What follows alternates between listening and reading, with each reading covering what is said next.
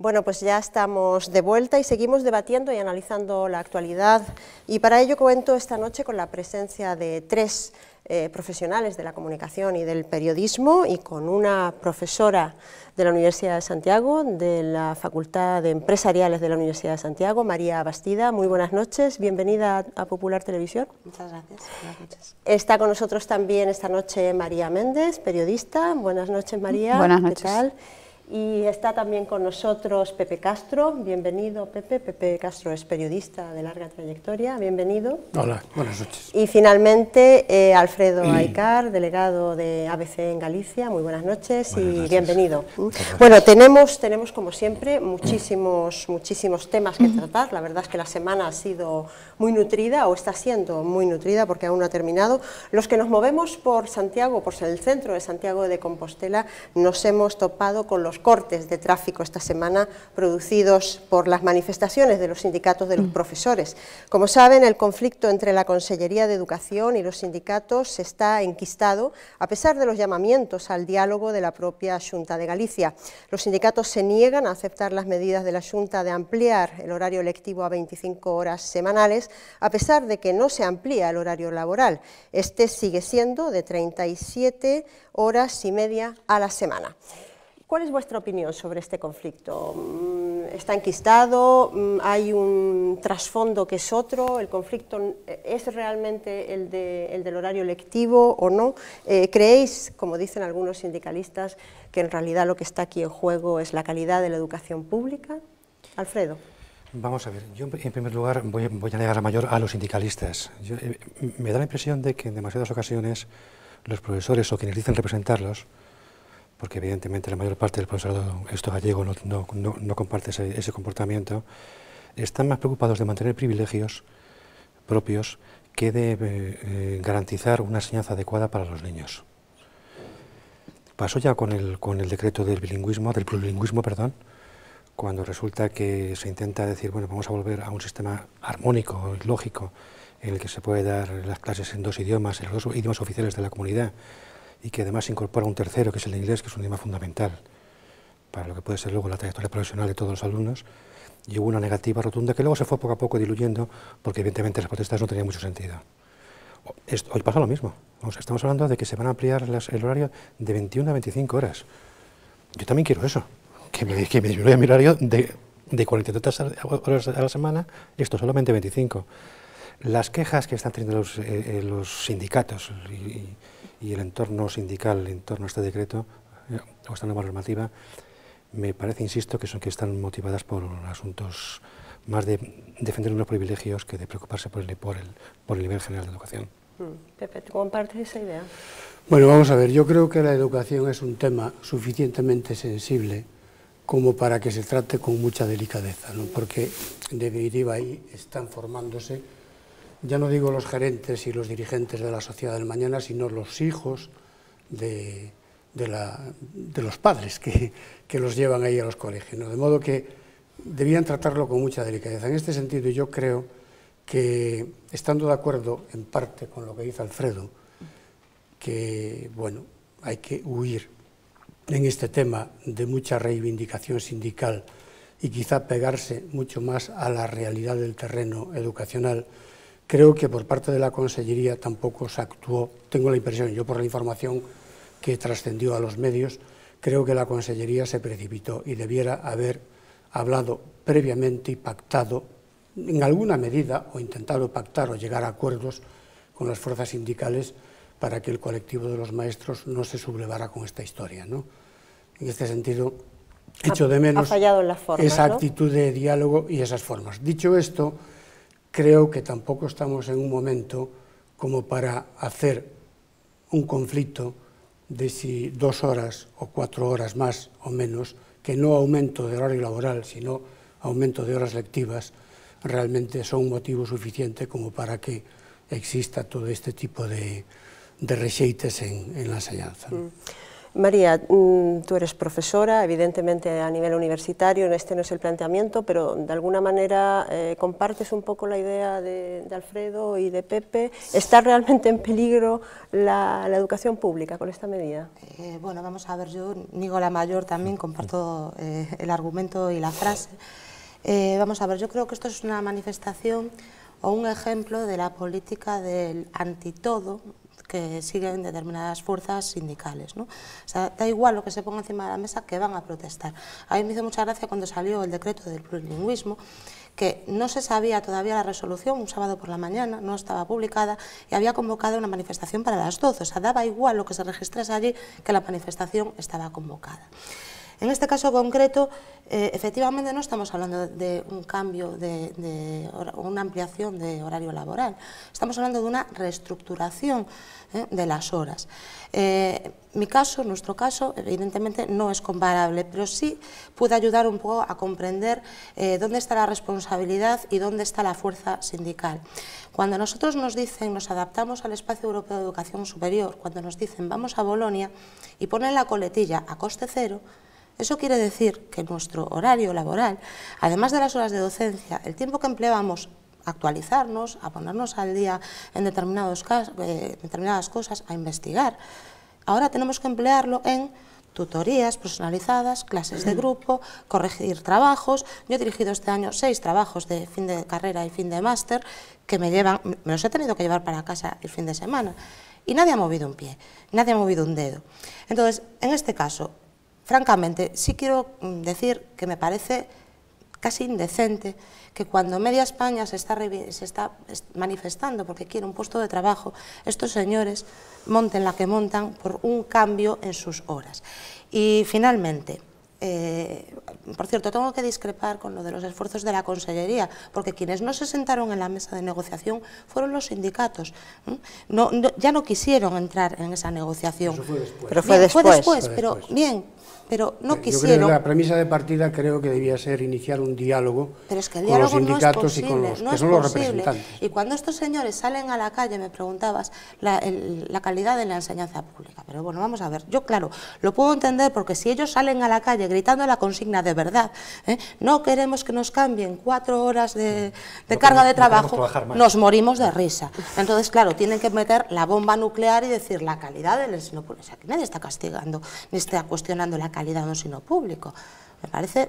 Bueno, ellos lo que dicen es que al aumentar esas horas lectivas, en realidad lo que hacen es asumir una tarea, que era la tarea de vigilar a los niños cuando subían y bajaban de los autobuses, y que esa tarea, pues si la hacen, dejan de hacer otras, que son, pues no sé, trabajo de biblioteca o otro tipo de trabajo educativo, ¿no? De alguna manera decían que, bueno, pues si hacemos esto, dejamos de hacer lo que realmente debemos hacer y para lo que nos hemos preparado, ¿no? Ese era un poco el argumento. Prefiero no pronunciarme sobre lo que dejan de hacer. Bueno, María, una última intervención sobre este tema. Yo vengo un poco a estar de acuerdo con todos. Quiero decir que no creo ni que en una parte que no sirva de precedente, Alfredo, porque que es verdad que hay un cierto estatus de privilegios, ¿no?, en el cuerpo de la enseñanza, que cuando se les exige el más mínimo esfuerzo es verdad que tienen siempre, lo han tenido permanentemente, una posición de oposición. No sé si tanto en este caso porque sigan unas consignas o no sindicales, no lo sé. Cierto es que ha sido un cuerpo siempre muy reivindicativo, pero bien es cierto también que creo que es un cuerpo que viene en los últimos años quejándose por bastantes carencias y demandando otra serie de prerrogativas que no tienen.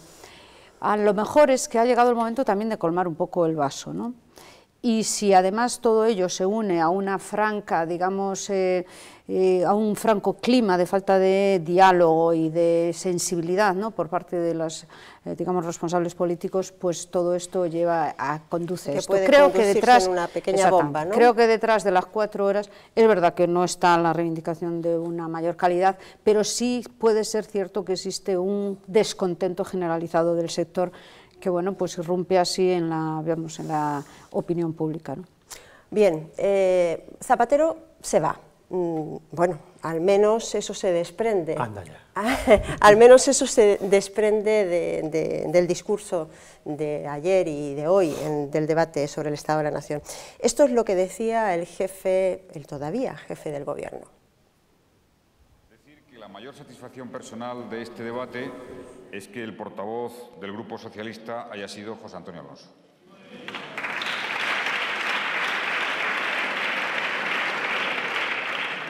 Y al Grupo Socialista, a mi grupo, 2 palabras, nada más. Gratitud y orgullo, mucho orgullo de vosotros. Gracias.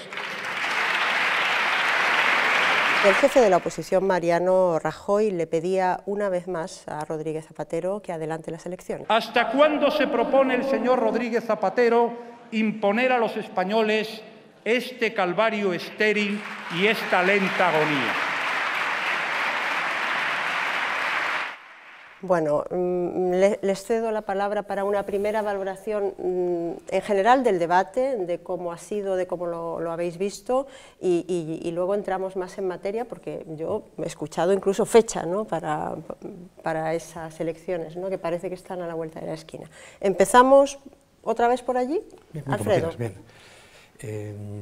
No hay nada más pesado que el que se despide 40 veces sin irse. Eso era lo que decía Rosa Díez, ¿no? Sí, bueno, efectivamente. Bueno, pues ahora váyase, ¿no? Efectivamente, si te despides te vas. O sea, es lo mínimo. Dicho esto, es decir, que yo creo que el tiempo de José Luis Rodríguez Zapatero como presidente ya ha finiquitado hace tiempo. Estos son los minutos de la basura que dice el baloncesto.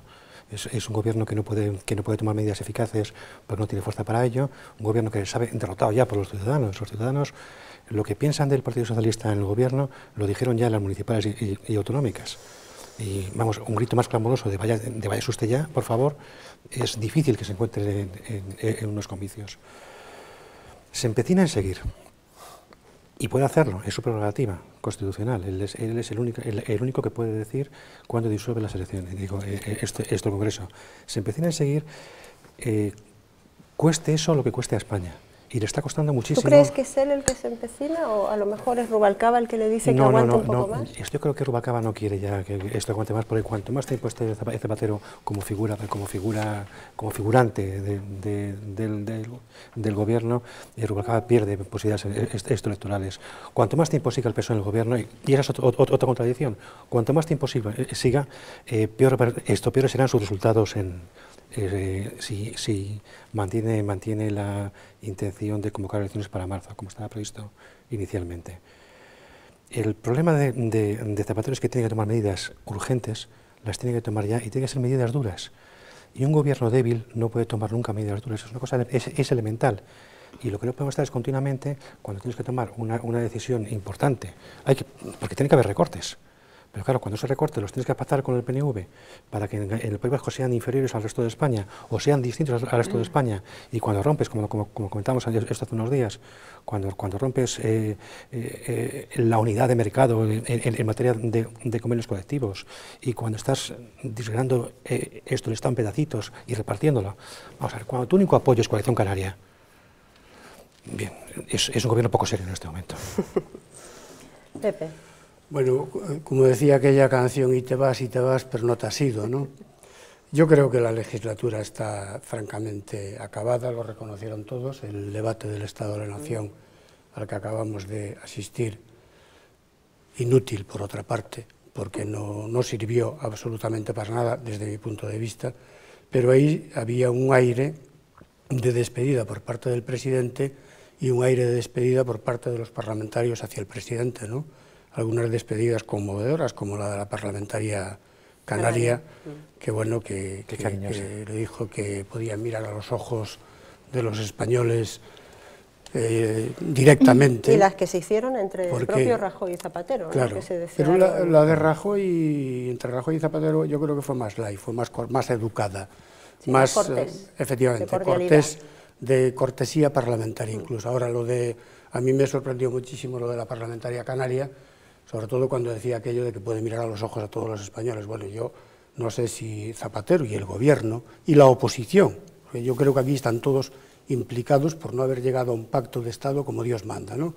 ¿Con qué cara o con qué ojos pueden mirar a los 5 millones de parados y a las miles de empresas que se fueron al tacho y a los millones de familias que lo están pasando mal y que tienen muchas dificultades para llegar a fin de mes. No solo Zapatero, porque, bueno, todo el mundo dice que Zapatero tiene la culpa de todo. Yo recuerdo, oí contar allá por las tierras de Asmariñas dos Condes de Betanzos, en los años 50 andaba por allí un tal Faucellas y tenía la culpa de cualquier tropelía que ocurría en el pueblo, ¿no?, en los pueblos aquellos. Y Faucellas tenía culpa de lo que tenía. Zapatero tiene culpa de muchísimas cosas, y su gobierno, pero la oposición también. Entonces yo creo que entre todos... La oposición no gobierna, son Pepe, no gobierna la oposición. Ya lo sé, pero es que la oposición también tenía que plegarse de alguna forma y de alguna, por supuesto que tenía que llamarlo Zapatero. Claro, tiene que llamarlo y no echarlo fuera del campo, ¿no? Pero los políticos, lo que están diciendo los del 15M, ¿no?, que no nos representan. Bueno, yo no sé hasta qué punto representan a los españoles que están pasando por 1000 calamidades, 1000 dificultades. Volviendo al tema de entrada, yo creo que la legislatura está acabada y debían ponerle remedio ya para que el pueblo se pronuncie como se pronunció el día 22 en la forma que quiera. Vamos. Bueno, yo lo que de verdad me gustaría saber, después de más o menos leer cuáles han sido los comentarios a tenor del discurso de Zapatero, me gustaría saber cuál es el contenido que debería tener el discurso de Zapatero. O sea, bien es cierto que, bueno, que se ha hecho mucho énfasis en que suena a despedida. Evidentemente, cuando un presidente del gobierno sabe que no va a estar en el próximo debate de legislatura, pues es lógico que haga algún guiño a decir, aunque a él ha manifestado que no era ninguna despedida, pero bueno, es lógico que haga algún guiño a decir, esta es mi última representación política, eso está claro, lo otro sería ridículo. Yo lo que pasa es que creo que se ha hecho mucho énfasis en el tono y no en el contenido. Quiero decir, a estas alturas lo que... digo yo, ¿no?, los profesionales, sobre todo la información, debería haber hecho mucho más hincapié es en las carencias que ha tenido ese discurso. Quiero decir, en estos momentos estamos mucho más obcecados en los tintes políticos, en la convocatoria de elecciones generales, etcétera, etcétera, que en sí que en eso sí que creo que ha acertado de lleno. Yo lo había además comentado hace algunos debates, que ha sido digamos, el acento que ha puesto el presidente de la oposición, que es la falta de confianza que existe en la economía de este país.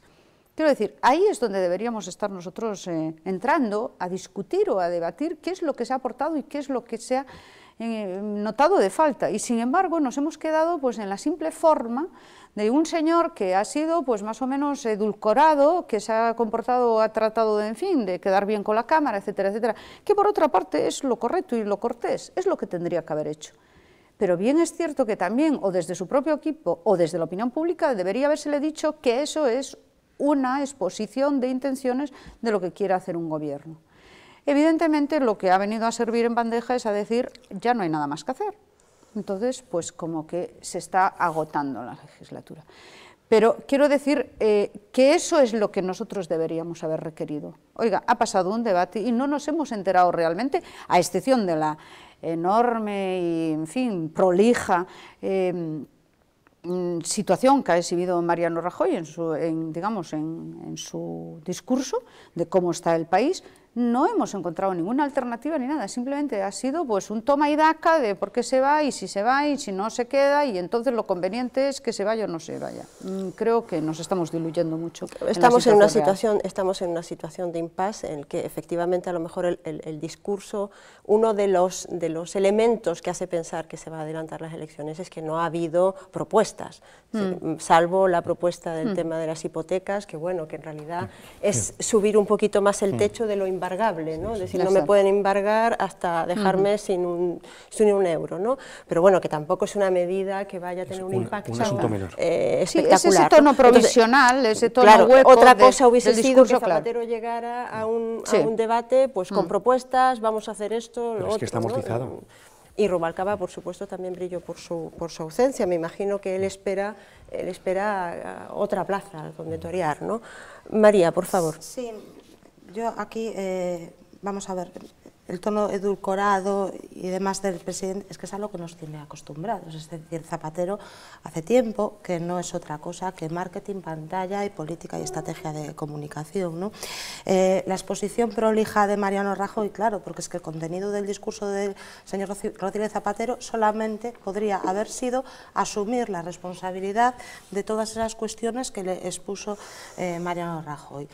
Dicho esto, yo cuando veo el tema del debate, la despedida de Zapatero, la primera pregunta es ¿qué despedida? Porque es que este señor no se ha despedido, o sea, dentro de su ambigüedad no ha terminado de decir adiós.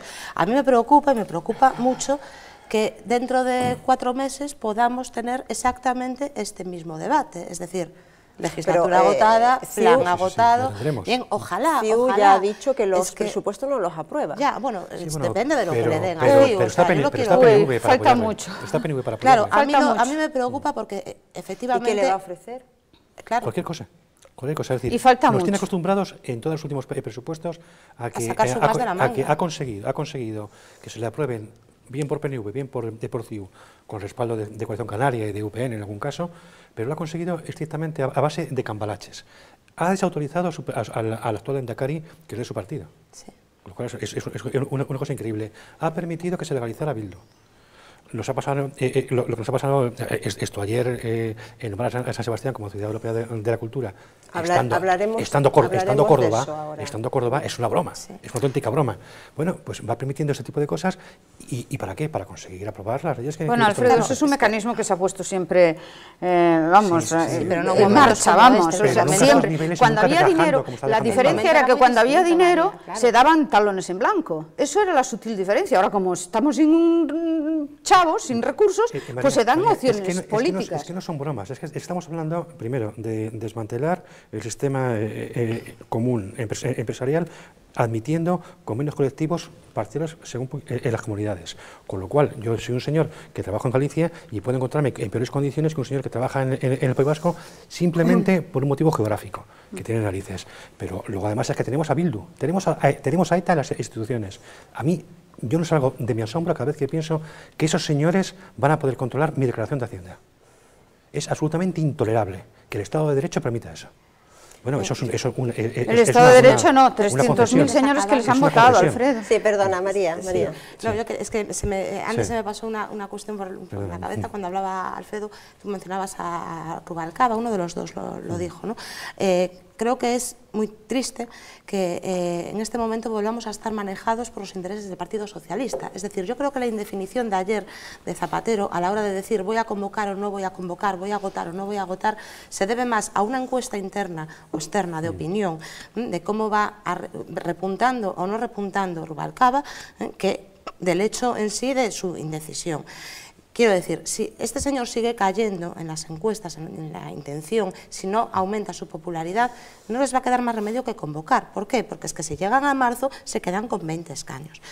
El momento, cuando dicen es que la prisa la tiene Rajoy, no, la prisa la tenemos todos. Sí. Y hay un momento fundamental, decías tú, la fecha tiene que ser necesariamente aquella fecha que dé opción a que el nuevo gobierno, sea el de Rajoy u otro, pueda elaborar los presupuestos. El presupuesto es el documento que en este momento necesita España para ganar, para generar confianza. Y sin eso, sin un gobierno firme, fuerte, que respalde un presupuesto, no vamos a poder salir de eso. Sea como sea. Yo creo que vamos, volviendo otra vez al debate, lo que menos necesita este país son diagnósticos, porque todos sabemos cómo estamos. Hay una crisis política espeluznante, una crisis social apabullante. Tenemos los indignados en la calle, gentes que tienen dificultades para llegar a fin de mes y múltiples otras manifestaciones de esa crisis sistémica, ¿no? La crisis que ya no están en la calle, los indignados, hoy los han sacado. Bueno, están camino de Madrid, ¿no? Estamos en casa. Entonces, el diagnóstico ya lo tenemos claro. Yo me quedaba alucinado con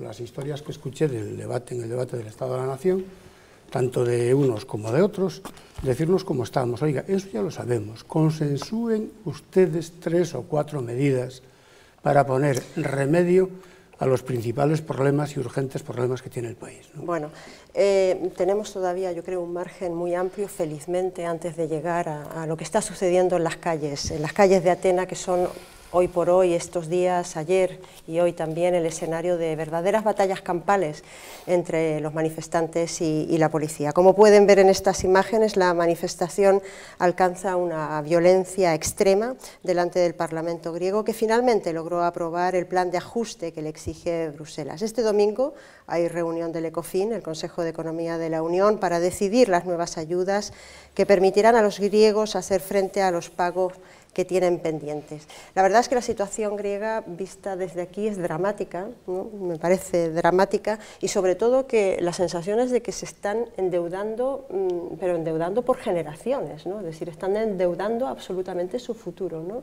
No, yo creo que tal como se están planteando las cosas a Grecia, la están metiendo en un disparadero que no creo que tenga fácil solución. Vamos, esto es como si cualquiera de nosotros tiene una hipoteca de 1 millón de euros con un salario de 1 millón de pesetas al mes y no puedes pagarla porque tu salario ha caído, la crisis te ha pillado y resulta que el banco te da otra hipoteca por encima, te presta, ¿no? Para que le pagues. Presta más, ¿no? Con lo cual es una bola de nieve que te estás endeudando muchísimo más. Los ajustes están siendo brutales, durísimos, van a bajar los salarios que ya los bajaron en muchos sectores al 20%, van a subir los impuestos, van a echar a 150.000 funcionarios, van a privatizar todo lo que quede, menos el Partenón, que creo que no lo van a privatizar, y las cariátides que están allí, vamos, entonces, pero el Partenón está en Inglaterra, está en el British Museum. ¿Cómo se puede levantar un país con este tipo de condiciones? Yo es que no lo entiendo, yo no entiendo a la Comunidad Europea.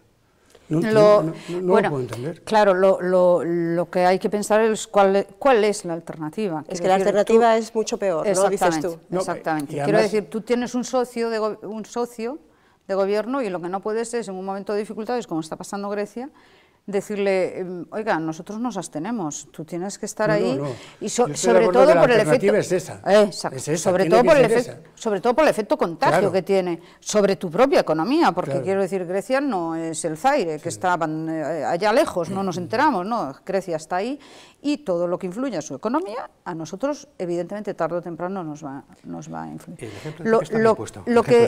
Lo que sí es cierto... Perdón, que has terminado, sigue. No, que lo que sí es cierto, y lo que es increíble, es que un país que ciertamente tenía un déficit como el que tenía, ¿cómo es posible que antes no se hubieran acometido esas medidas estructurales? Una vez más estamos contemplando que el juego político va muchas veces en función de los intereses electorales o de los intereses de mantenerse en los gobiernos, más que realmente la responsabilidad de gobernar. Porque claro, o sea, lo que es increíble es que en el pleno siglo XXI estemos hablando de que Grecia tenga que privatizar las empresas públicas, cuando ya ha sido demostrado, largamente demostrado en las economías desarrolladas, de que la empresa pública no funciona, y nosotros hemos tenido un proceso de privatizaciones hace como 25 años que hemos superado. Quiero decir, ya es un proceso que cualquier economía en supuesto fase de desarrollo tendría que haber superado, y no. Y sin embargo en Grecia ha seguido cohabitando con esa especie de sistema, digamos, un poco socializante, sí protegiendo también mucha economía sumergida y tirando hasta que la evidencia es... La economía sumergida allí es prodigiosa, ¿no? Prodigiosa, es los miles de funcionarios que contrataron en épocas más o menos de bonanza. Sí. Y el engaño. Pero por eso la crisis... Y aberraciones como pensiones vitalicias, ¿no? Para los hijos de los funcionarios. Pero eso todo, digamos, consagraba un estatus político, pero claro, no afloraba hasta que el déficit fue insostenible. Pero la pregunta pertinente es cómo la Comunidad Europea no tiene medios y fuerzas suficientes para evitar este tipo de desmadres fiscales y presupuestarios. Sí, porque hasta que llegó este presidente, hasta que llegó en el año, creo recordar, hace 2 años, creo que sí, creo que las cuentas habían sido absolutamente maquilladas, claro. O sea, no existía déficit, etcétera, etcétera. De hecho, sus, digamos, requerimientos para entrar en la Unión Europea, que sabéis que tenía que cumplir unos parámetros de, en fin, de competitividad, productividad, etcétera, etcétera, supuestamente se habían cumplido para integrarse. Bueno, pues la falacia, como casi todo, existía un mal cómputo de los ratios. Y se hizo unos maquillajes enormes que fueron descubiertos cuando llegó a nadie le gusta la peor, Carla. A nadie le gusta la peor, pero en Grecia ha pasado lo siguiente. Grecia es un país donde se pagaban pensiones a muertos, a fallecidos, a los hijos de fallecidos, donde el presidente del gobierno griego, en este momento, hoy, cobra al año 300.000 euros, más que Obama. O sea, el presidente del gobierno griego cobra más que Obama. Donde la edad de jubilación está en los 60 años, se va a subir a los 65, lejos todavía de los 67 que podemos tener nosotros. Donde la jornada laboral está en 38,5 horas a la semana, lejos de los 40 que tenemos el resto de España. ¿De qué estamos hablando? Bueno, María, estamos hablando de un país corrupto. Claro. Te cedo un poco la palabra para tu opinión. Sí, mi opinión es bastante clara al respecto y realmente lo que opino me temo que no lo puedo decir, o sea, cómo solucionaría yo esto, ¿no? Vamos a ver, sí quiero dejar claro, porque es un asunto que creo que no nos beneficia a ninguno. En este mundo se contagian las gripes, los virus, las epidemias y los bacilos, las crisis no. Otra cosa es que tengamos un país que tiene una situación que porque todos nosotros, en cuanto socios solidarios, vamos a ayudar, eso nos arrastra. Eso sí es el problema, pero no que por el hecho de que Grecia esté como esté, nosotros vayamos a estar igual de malos, se nos vaya a contagiar, pues eso, el tipo de deuda o la calificación, etcétera. Bien, en cuanto al momento de la privatización, por ejemplo, de las empresas públicas, hombre, yo creo que ahí tiene que entrar a funcionar el ritmo, es decir, el ritmo de desarrollo o el nivel de país de desarrollo en que estaba en España y en que está Grecia es diferente, entonces es normal que procesos, que fases que nosotros ya hemos quemado, ellos las tengan que acometer ahora. ¿Y cómo puede ser que Europa no se diese cuenta? Claro, tenemos que ir al rescate de un socio. Vaya, yo no sé hasta qué punto un socio que nos ha mentido, porque no es que las cuentas estuviesen maquilladas, no, es que mintieron alevosa y vilmente. Estaban maquilladas. No, mentira, o sea, es que una cosa es maquillar, tú maquillas cuando pasas de 14,2 a 14,7, ahora, cuando pasas de 3,2 a 15%, ya estamos hablando de una mentira muy gorda, ¿no? Entonces, claro, ¿cómo puede ser? Es que probablemente Europa no era consciente de la mitad, se le ocultaban la mitad de los datos. Que cuando se encienden todas las alarmas, ahí es cuando decimos, oigan señores, que tiene que ir por aquí, por aquí, por aquí, por aquí. Ahora, la situación, desde luego, yo creo que es de muy difícil pronóstico y sí creo que efectivamente que el ejemplo estuvo muy bien puesto, porque se están hipotecando, nos están hipotecando, o sea, el lastre que va a generar esto sobre el desarrollo de la Unión Europea va a ser importante y no va a ser un asunto menor ni de corto plazo. Teniendo en cuenta lo que es terrible, ya para completar eso, y lo que es terrible es que España también acude al rescate de Grecia, porque vamos a acudir solidariamente con el resto de Europa, para que mantenga situaciones mejores que las de mis pensionistas. O sea, el pensionista español, o sea, tú para jubilarte tienes que llegar a los 67 años. El griego se queda en 65. No, porque tú vas a cobrar, sí, no, porque los planes de ajuste tienen que modificar. El plan de ajuste contempla pasar de los 60 a los 65 años, nunca a los 67. Alfredo, pero es que yo me preguntaría también, ¿a quién estamos rescatando? ¿Estamos rescatando la economía griega o estamos rescatando a los bancos alemanes, franceses, etcétera, que tienen invertido dinero? Al final estamos rescatando a los alemanes y los franceses. Es que lo de Angela Merkel, estamos rescatando de la semana pasada, de privaticen ustedes esto, y yo soy la primera que le voy a comprar la compañía, creo que fue Telefónica, ¿no? Claro. Es que fue, bueno, a qué estamos jugando, ¿no? Por eso se puede pensar... No, pero eso no estás jugando nada, eso es un mecanismo que existe en el juego económico. Quiero decir, si tu país está en una situación delicada económica, lo primero que tienes que hacer es vender tus activos, porque evidentemente lo que no vas a hacer es empeñar que los demás se empeñen y que tus activos sigan igual. ¿Cuáles son tus activos? Pues tus empresas públicas. Quiero decir, eso es un juego. Y sí existe el contagio porque nosotros estamos en una economía global, no estamos en una economía autárquica. Quiero decir, lo que le ocurra a Portugal, lo que le ocurra a Italia, me va a afectar a mí. Estamos en estos momentos tan integrados en la economía y sobre todo en Europa, que en estos momentos cualquier mínimo temblor sobre el euro nos va a todos en el juego. Nos va a todos. Entonces, creo que ese es el argumento del señor Zapatero para justificar la crisis. Oiga, nosotros no lo hemos hecho mal, nos han contagiado. Yo no sé lo que dice el señor Zapatero. No, hombre, no. Yo lo único que digo es lo que dicen los economistas, que tienen un cierto criterio sobre la situación. Oiga, usted lo que no puede tener es una situación ahí al lado e ignorarla y decirla, no, mira, como me has mentido, yo me desentiendo de ti. No puedes hacerlo. Porque, en primer lugar, nosotros, en estos momentos, por déficit, por deuda externa, etcétera, etcétera, a lo mejor estaríamos en un casi parámetro de rescate.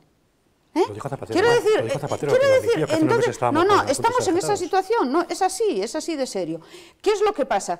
No creo que a España le toque, entre otras cosas, porque el rescate sería de tal volumen que la Unión Europea no tiene recursos para hacer frente a eso. Ahora, evidentemente, si a ti te toca, los demás también tendrán que poner su parte, pero evidentemente, pero no es porque a los demás le importe mucho tu economía o la griega, a los demás lo que le importa es un juego en el que estás integrado que se llama euro. Y es una divisa que está en estos momentos cotizando en el mundo. Y cualquier balance de esa divisa... Cualquier salida puede ser una catástrofe. Pero vamos a ver, en el caso de Grecia, lo que sí parece claro es que la están poniendo en el auténtico disparadero. Es decir, están intentando poner una serie de parches, placebos, aspirinas, para tratar un auténtico cáncer. Y mientras la economía griega no se ponga a producir, de alguna forma, en más o en menos porcentaje, es que eso no tiene remedio, porque ellos no van a poder hagamos autocrítica. Eso es lo igual que hagamos nosotros. autocrítica, Eso es lo que hagamos autocrítica. Estamos hablando de Grecia en este momento.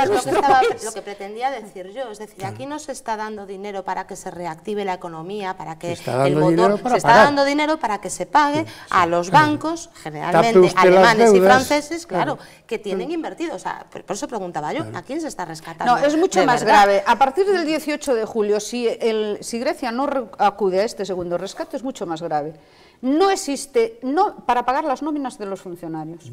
Quiero decir, si en una porción de población activa tú tienes un 60%, que es una aberración, pero existe y está ahí, funcionaria, y le dejas de pagar en un país, imagínate lo que puede ocurrir en ese país. Ya, supongo que lo que está estos días en la calle es una pura y una mera ilustración mínima de lo que podría ocurrir si se llegara a esa situación. Seguiremos viviendo las semanas que vienen al ritmo de Atenas. Indudablemente nos levantaremos con las noticias de Grecia, ¿no?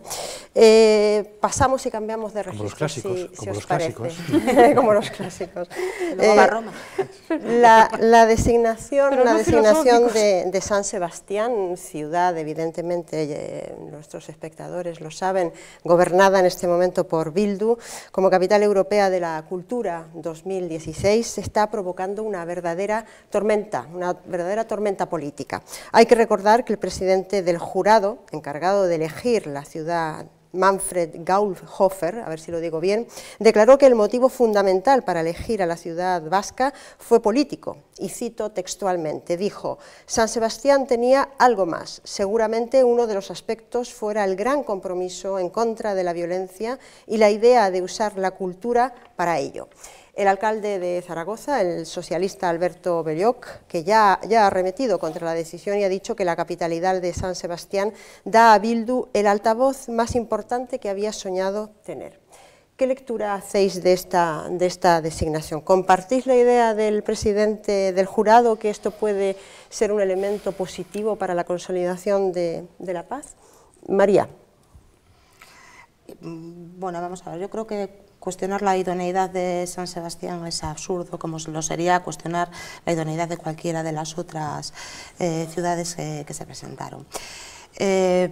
Por otra parte, decir que se ha utilizado un argumento político me parece algo pobre. Y algo, vamos, me parece como querer sacar un fleco, ¿no?, ante casi como una pataleta, y un fleco que puede hacer daño. Y me explico. Creo que todas estas reacciones tan violentas, ¿no?, pues eso, del señor Belloc y demás, lo único que le hacen es el caldo de cultivo a Bildu, ¿no? Es decir, fíjate los de España que dicen de nosotros cómo nos tratan, la que están montando porque tenemos esto. Me preocupa ese aspecto. Dicho todo esto, también me preocupa qué va a pasar, o sea, escaparate de qué va a ser San Sebastián, qué se va a hacer con los fondos, en qué se va a emplear el dinero. O sea, creo que, pero a lo mejor es que estas protestas tenían que haber venido antes de que pasase lo que pasó. Entonces es todo un cúmulo de circunstancias que, claro, ahora explota, pero es que los parches o todas, tenían que haberse puesto antes, ¿no? Antes de encontrarnos con esta pelota caliente. Lo que ocurre es que antes no había, o sea, nunca nadie se pudo imaginar que un jurado, en el que por otra parte, es un dato que hay que tener en cuenta, buena parte del jurado es el gobierno que lo nombra directa o indirectamente, el actual gobierno socialista. Son las, ¿no? Ángeles, efectivamente. Pues era impensable que el jurado utilizara un argumento político para defender la candidatura de San Sebastián. San Sebastián, evidentemente, es una ciudad preciosa, que tiene un festival de cine extraordinario, es uno de los primeros de Europa, tiene unos méritos culturales evidentes, en los que no hace falta entrar, pero en todo caso inferiores a los de Córdoba, que no olvidemos lo que fue Córdoba, claro, lo que fue Córdoba para Europa, en todos los sentidos. En la mezquita, y hoy lo recordaba Martín Ferral en el periódico, en el ABC, en la mezquita se reunían judíos, cristianos y musulmanes en la Edad Media. Las tres culturas. Las tres culturas. Es decir, hablamos de una ciudad que yo creo que en España es complicado encontrar, en España y en toda Europa, una ciudad que pueda competir con Córdoba en cuanto a proyección cultural. Dicho esto, el problema es que, concedido a San Sebastián, que si no hubiera sido por ese argumento no habría pasado nada, pero con ese argumento estás dando una caja de resonancia a los de Bildu, a los etarras, absolutamente inmejorable. O sea, nos hemos convertido todos en instrumentos para la propaganda de Bildu, es decir, de ETA y del entorno de ETA. Es una cosa que no entiendo y sobre todo, y no me explico que el gobierno haya permitido que sus jurados tomen esa decisión. Igual que tampoco me explico que el Tribunal Constitucional de mayoría progresista y de mayoría nombrada por el PSOE haya permitido que Bildu esté en las instituciones. De todas formas, yo creo que tenemos que acostumbrarnos ya a esta dinámica, ¿no? Porque es lo que hay. Yo me niego a acostumbrarme a la injusticia, Pepe. Es que me niego. Es decir, Además gobiernan con 8 de 27 concejales, ¿no? O sea, bueno, claro. Es la dinámica democrática, ¿no? Si están gobernando es porque otros... Sí, como los nazis. O sea, Hitler llegó al gobierno, Hitler llegó a gobernar y dominó Alemania después de ganar unas elecciones. No, yo no diría tanto. Sí, exactamente lo mismo.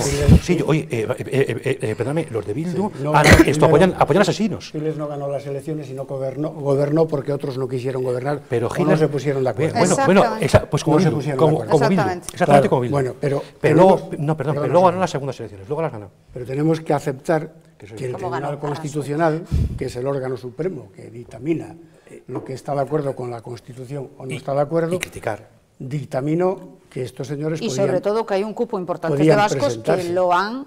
Claro, están avalados por 300.000. Dicho esto, yo quiero significar dos cosas. Una, que San Sebastián tiene méritos más que suficientes para ser ciudad de la cultura.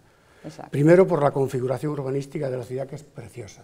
Tiene un paseo marítimo, tiene una playa, La Concha, tiene una parte vieja, que es, de verdad, alucinante, de bonito y de ejemplo urbanístico para muchas otras ciudades. Entonces, tiene méritos más que suficientes. Lo que me parece una torpeza política, una grandísima torpeza política, es que el jurado alegue estas razones para darle la capitalidad cultural a San Sebastián. Claro. Si no hubiese dicho esto, quizá... Si estuviese Alfredo en el jurado, sin hacer de menos los méritos... Todo lo que dijo de Córdoba ya tenía argumentos más que suficientes para que... Córdoba lo merecía, Segovia lo merecía, Burgos lo merecía, y todas tienen méritos más que suficientes. Ahora San Sebastián también. La torpeza política es esta, que se callen, que se lo otorguen, y vamos a disfrutarlo todos, que en definitiva es una ciudad encantadora del norte de España. Que lo jugaron a los dados, habría sido preferible, ¿no? Bueno, de todas maneras no parece que esté todo cerrado con el tema de Bildu, ¿no? Es decir, hay marejada en cuanto a la vigilancia, entre comillas, ¿no? Que se haga... Tiene que haberlo, hombre. Vamos a ver cuando una coalición que llega al gobierno en minoría absoluta, es decir, porque los partidos son incapaces de ponerse de acuerdo, que es una cosa absolutamente inconcebible, para poner una frontera política a los violentos. Pero cuando esta gente tiene comportamientos como el negarse a condenar el terrorismo, como el impedir que entren los escoltas de los concejales amenazados de muerte por sus amigos de ETA, como suprimir los escáneres que impiden que entren armas en los ayuntamientos, bueno, entonces este tipo de asuntos, yo imagino que una justicia sensata y una justicia que no esté mediatizada políticamente, seguro que tendrá mucho que decirle. No lo sé. En los próximos meses. Yo, en todo caso, me niego a acostumbrarme y voy a criticarlo siempre que tenga oportunidad. El tema es complejo, pero lo que sí tenemos que acostumbrarnos es a esta dinámica democrática. Y esto es es lo que hay. Y no podemos, además, echar marcha atrás porque hay un tribunal constitucional que dictaminó, sentenció que estos señores podían presentarse. El pueblo vasco los votó y están ahí. Y esta es la democracia. ¿Qué tiene que ocurrir ahora? ¿Cuántos concejales tiene, Sebastián? ¿Cuántos concejales son? Perdóname. 27, son 8 de 27. No, es que tengo mala memoria, gracias. Creo que 27, ¿no? Sí. O sea, les votó una parte, no el pueblo vasco, que tienen sus votos, que parece bien. No, mañana monto yo una formación de delincuentes no arrepentidos y desgrabadores de Hacienda. Y saco 60.000 votos. Bueno, o sea, ¿eso me legitima? Perdóname, la democracia está ¿eso me legitima? Que incluso se votó a corruptos, o presuntos corruptos, vamos, imputados. Por supuesto. Y salieron elegidos. Por supuesto. Entonces, es... Pues lo que hay que hacer con ellos, señores, es que si son culpables habrá que meterles en la cárcel y sacarles de la institución. Desde mi punto de vista, ¿qué hay que hacer ahora? Una revisión. Rubalcaba el otro día, que cumplan la ley. Claro. Y cuando se desmadren y no cumplan la ley, es cuando el Estado... Pues Rubalcaba podía empezar dando ejemplo, ¿no? Claro. Obligando a cumplir la ley de banderas, lo de Bueno, los, ya por no decir lo de los indignados. O sea, que cumplan podía la empezar, ley. que cumpla la ley, la yo ley creo tenemos que que cumplir todos. Digamos, es la conclusión de llegada. La premisa de partida fueron las elecciones, el pueblo les dio cierta confianza, no la mayoría absoluta, en algunos sitios sí. Premisa de partida, conclusión de llegada, que cumplan la ley. ¿Pero tú crees que Rubalcaba está legitimado en este momento, después de la que está cayendo y de todo lo que estamos viendo en la calle y demás, para decir que cumplan la ley? Pero vamos a ver, ¿cuándo quitaron las banderas? ¿Cuántos años llevan en Cataluña sin poner banderas donde tienen que ponerlas? ¿Qué hicieron el otro día con el retrato del rey Juan Carlos? Entonces creo que príncipe Felipe, por lo que he oído que estaba retratado. ¿Y me viene a decir este señor que cumpla la ley? Pues que empiece. María, esos son actos facilísimos. Para no en Cataluña, en Galicia, hace muy poquito sí, tiempo. Es que no quería ser tan próximo. No quería herir sensibilidades con el bipartito, en los despachos que dirigía el Bloque Nacionalista Gallego, se retiró la bandera española. Y yo recuerdo un acto en Japón donde los responsables de la Consellería de Industria, entonces Industria, que era Fernando Blanco y compañía, pidieron a los japoneses que retiraran la bandera española de un acto oficial. Y hubo que retirarla para dejar solamente la japonesa y la gallega, por lo cual, o sea, estaban las tres, quitaron la española. Es decir, que no hay que irse al País Vasco ni remontarse a la montaña lejana. Es decir, esto ocurrió en Galicia y con los socios del PSOE. Pudo ser peor, pudieron decir que pusiesen la suya con la bandera, con la estrella roja, ¿no? Bueno, nos quedan unos minutos para una última ronda de opiniones sobre un asunto que nos ha entristecido a todos, la muerte de los 2 soldados españoles en Afganistán. Evidentemente, este tipo de incidentes pone en cuestión siempre la presencia de las tropas españolas en este conflicto. El dirigente de Izquierda Unida Llamazares ya pedía que se adelantara el calendario de retirada de Afganistán de las tropas españolas. Me gustaría pues una última valoración sobre la situación de Afganistán, sobre la situación de las tropas en este conflicto. Pepe. Pues yo creo que Occidente sale derrotado de ahí en toda regla, es decir, las cosas íbamos ahí teóricamente para restablecer el orden en aquel país, instaurar una democracia, reconstruirlo porque estaba muy destartalado por los sucesivos conflictos y no sé qué alguna otra cosilla más, ¿no? Y resulta que salimos de allí con los talibanes en plena capacidad y sin que se vengan a menos, al contrario. La democracia es una ficción porque el gobierno, el último testimonio es el del gobernador del Banco Central de Afganistán, que acaba de marchar a Estados Unidos, ¿no? Denunciando unas corrupciones severas en el organismo financiero más importante del país. Entonces, allí hemos estado perdiendo el tiempo completamente y salimos de allí y cuando salga Occidente y Estados Unidos y Occidente entero, Estados Unidos es distinto porque iba ya en una guerra declarada, ¿no? Pero cuando salgamos de allí todos, los talibanes volverán a recuperar el poder e implantarán de nuevo la dictadura. A mí me gustaría que nunca más se reprodujeran escenas como las que vimos el martes, creo que fue el martes pasado, con el niño, el hijo de la soldado y el príncipe, ¿no? De un país sudamericano, Colombia, Colombia, sí. que vino aquí para buscar un medio de vida para darle mayores oportunidades a su hijo. Y fíjate tú, el hijo imponiéndole la gran cruz al mérito militar que le había entregado el príncipe, ¿no? Y esto es una escena terrorífica por lo dramático y por la carga de expresividad que tiene. No pintamos nada allí, Allí hay que marcharse. Lo que ya no tiene sentido de por sí, entiendo yo, es que haya en estos momentos ningún tipo de movilización ni de tropas ni de seguridad en ningún país ajeno, porque al fin y al cabo creo que cada país tiene derecho a establecer sus propios caminos y su propio desarrollo, ¿no? Hace solamente unos días estábamos pidiendo todos los partidos una intervención inmediata en Libia para sacar no, yo no pedí, yo no sé lo que no, pidieron los partidos, pero yo desde luego no la pedí. Lo de Libia es otra historia que podríamos analizarlo, pero es más demencial todavía. Pero bueno, lo de Libia es alucinante. Lo demencial es que Zapatero empezó sacando soldados de Irak y terminó bombardeando Libia. ¿Y dónde están toda aquella gente del no a la guerra? Oiga, pues claro, estamos en dos guerras. O sea, en Afganistán no es una guerra, perdón. Según el gobierno, en Afganistán no hay una guerra. Es una visión de paz. Los dos españoles que mueren accidentalmente cuando les ponen una mina o los disparan los talibanes, han ido ahí solamente a repartir medicinas. Sí, Alfredo, pero yo ahí, precisamente, fíjate, uno de los problemas que tengo con este tema, que tengo muchos, como todo el mundo supongo, pero vale ya de eufemismos, ¿no? Efectivamente, claro. Esto no es misión humanitaria, no es acción humanitaria, esto es una guerra. Y hay que llamarle a las cosas por su nombre.